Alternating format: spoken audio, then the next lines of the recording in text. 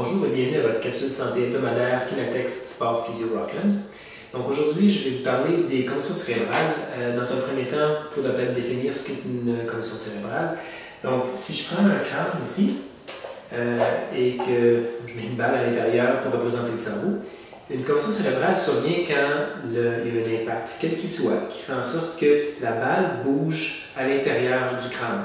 Donc le cerveau en tant que tel va se déplacer. Il y a un fluide, il y a un liquide autour du cerveau qu'on appelle le liquide cérébrospinal et qui fait en sorte qu'il y a un certain jeu qui fait en sorte finalement que le cerveau ne cogne pas contre la paroi du crâne. Par contre, quand le mouvement est trop rapide, ou qui surprend en fait, il peut y arriver que le cerveau se déplace tellement rapidement qu'il va aller cogner contre une partie du crâne, que ce soit en avant, avec un choc en avant ou en arrière ou sur les côtés.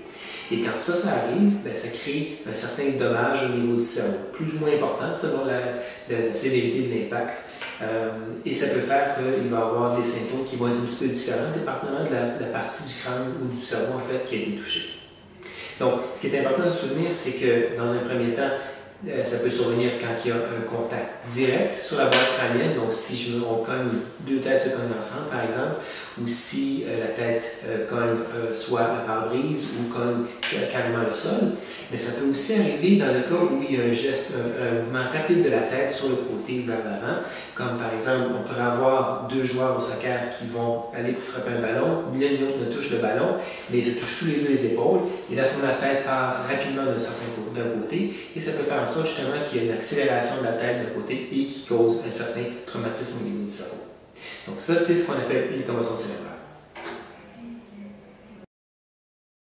Maintenant, qu'est-ce qu'on fait quand on fait face à une commotion cérébrale?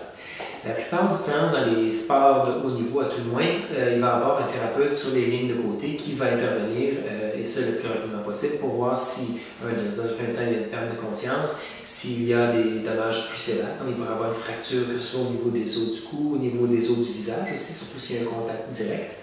Donc, le thérapeute va s'assurer qu'il n'y a aucune de ces situations-là d'urgence qui est présente. Évidemment, si ce n'est pas le cas, puis que c'est tout simplement un match de soccer amical ou une partie de hockey de votre enfant qui est tout jeune, puis qu'il n'y a donc aucun personnel médical sur place, ce qu'il faut faire, c'est s'assurer dans un premier temps qu'il n'y a pas de danger immédiat pour l'athlète, l'enfant, en fait, qui que ce soit qui s'est blessé. Évidemment, en l'absence de compétences médicales, ce qu'on recommande toujours, c'est de ne pas bouger le cou et la tête, parce que s'il y a fracture, on ne veut pas que ces fragments-là se déplacent. Donc, encore là, dans l'inconnu, on va être plus conservateur et s'assurer qu'on protège plus que nécessaire. De préférence, il faut faire évaluer l'enfant ou l'athlète qui s'est fait une commotion le plus rapidement possible. C'est certain qu'il peut devenir difficile pour un parent d'être très objectif par rapport à ça, et c'est la raison pour laquelle on encourage les parents d'aller consulter à l'hôpital à l'urgence quand c'est approprié. Donc ça, c'est la première partie, la partie plus traitement d'urgence. Dans un deuxième temps, ce qui est fait avec, encore là, les athlètes professionnels, c'est qu'on leur fait passer ce qu'on appelle un SCAT-3, qui est une échelle avec des questions qui évaluent les fonctions cognitives, parce qu'une des choses qui va partir bien souvent, ça va être la capacité de la mémoire, par exemple, d'orientation au temps, ou d'orientation à la localisation où on est dans la ville, par exemple. Donc, on pose des questions directes par rapport à ça.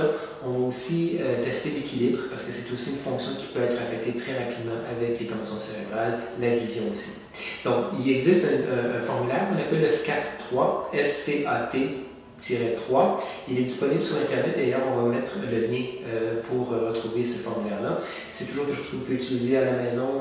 Encore là, si vous n'êtes pas certain, vous pouvez toujours passer à travers ce formulaire avec votre enfant pour avoir une petite idée de la pertinence d'aller à l'hôpital. Mais encore là, dans le doute, on vous recommande toujours d'aller à l'hôpital pour s'assurer que tout va bien avec votre enfant.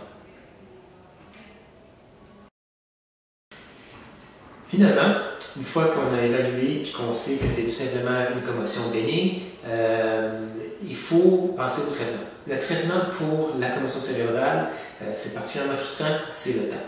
Donc, il faut que les structures au niveau du cerveau puissent guérir, et ça prend en général quelque chose comme un jour, 2 jours, comme des fois plusieurs mois, voire des années. Donc, ce qu'il faut, c'est être patient, Dans un deuxième temps, il faut s'assurer de ne pas exposer le cerveau à des stimuli, que ce soit des stimuli sonores, des stimuli visuels, même à la limite des stimuli olfactifs. Parce que tout ce qui va venir bombarder le cerveau va faire en sorte qu'il va travailler beaucoup plus fort, puis il est déjà en tentative de guérison, et ça fait en sorte que d'exposer le cerveau à des stimuli comme ça ralentit le processus de guérison. Donc on recommande à tous les gens qui ont une commotion cérébrale d'aller à la limite s'enfermer dans une chambre avec le moins de lumière possible, le moins de son. On évite les cellulaires, on évite les ordinateurs, on évite la télévision, on évite la lecture parce qu'il faut se concentrer sur quelque chose. Utiliser la vision encore là pour faire quoi que ce soit n'est pas une bonne idée quand on a une commotion. Donc, il n'est pas question pour les enfants d'aller à l'école à ce moment-là, de même de faire un travail cognitif quelconque, c'est pas une bonne chose. Il faut leur laisser le temps de récupérer. Des fois, comme on le mentionne, ça peut être 2 jours, 3 jours, des fois c'est un peu plus long que ça. La grande majorité des commotions cérébrales vont s'améliorer en l'espace de 10 à 12 jours.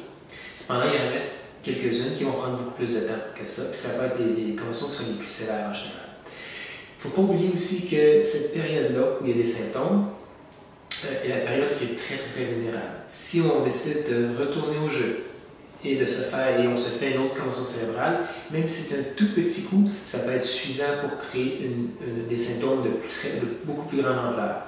C'est ce qu'on appelle le syndrome de deuxième commotion. Donc le cerveau est beaucoup plus fragile et un petit choc peut être suffisant pour donner des symptômes qui sont complètement hors proportion par rapport à l'impact. Donc, il faut être très conservateur à ce moment-là et ne pas exposer les jeunes, les athlètes qui ont des symptômes de commotion à une situation où ils peuvent finalement se faire mal encore.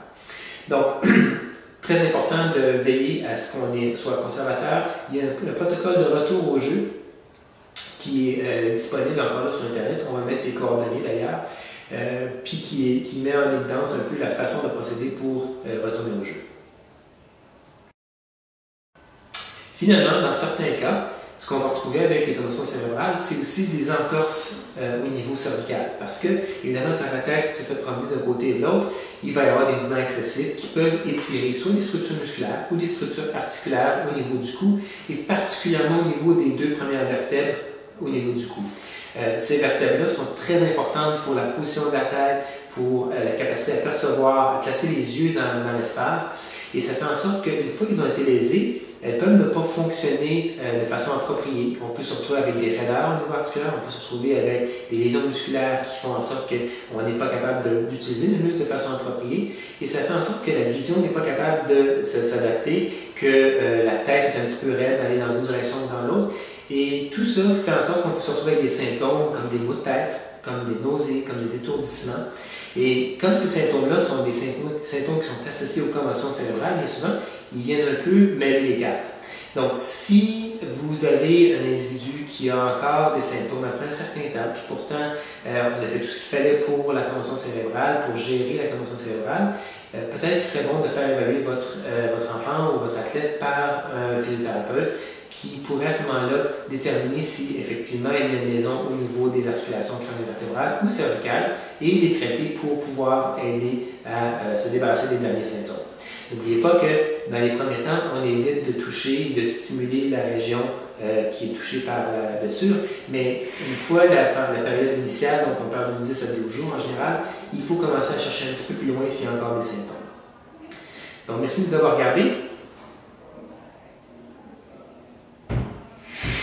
Donc, merci de nous avoir regardé cette semaine et n'hésitez pas à nous contacter si vous avez des questions. Merci beaucoup.